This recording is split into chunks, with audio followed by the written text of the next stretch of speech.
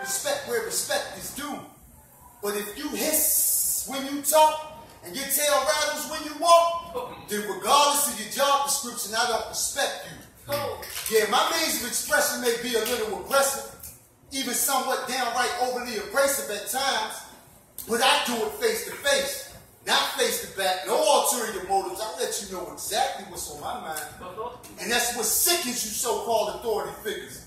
You think as a convicted felon I'm supposed to bow down and conform, like so many before me, but before me there was none like me. And the real reason that you don't like me is because I'm not your norm. However, I'm doing all that's required of me, except get a job. But it ain't my fault they won't nobody hire me. Employers steadily compliment my resume, yet readily say how the job in particular that I've applied for may require me to stand for long periods of time and do some heavy lifting, which in my condition, my physical won't permit. But in the mental, I perceive otherwise. And that's where the trouble lies. Psychologists call this cognitive dissonance. See, my understanding of life is this. Anything that my mind can logically conceive, my body can and will achieve. And this directly contradicts the doctor's diagnosis in regards to all that I would endure as a result of this disease. He first told me that I'd never walk again. But I found the strength within myself to defy those odds. So the hand that I was dealt in regards to that particular situation, I put back in the deck and commenced the reshuffling the cards. He also told me how my memory would eventually fade.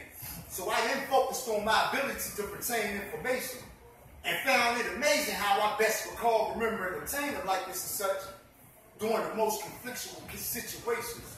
So don't misinterpret my demeanor as me being ungrateful, because I appreciate everything that's being done for me. But I don't need it always thrown up in my face, because that only takes me to a place that makes me attempt to trace all that was done to me.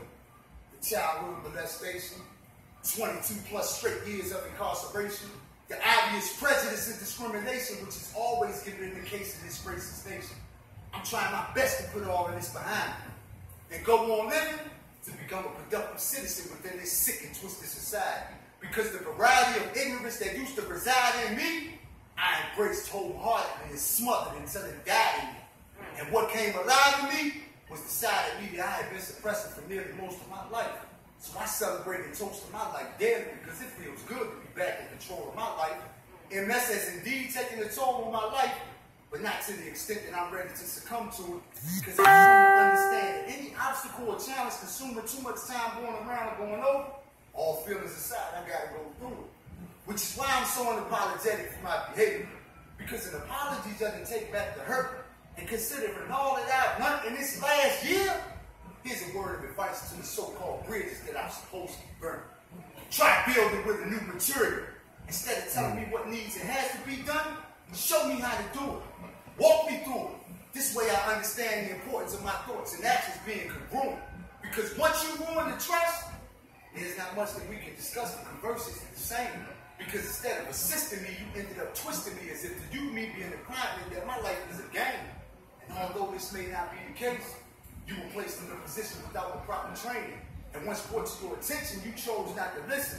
And instead took my admonition as if I was complaining.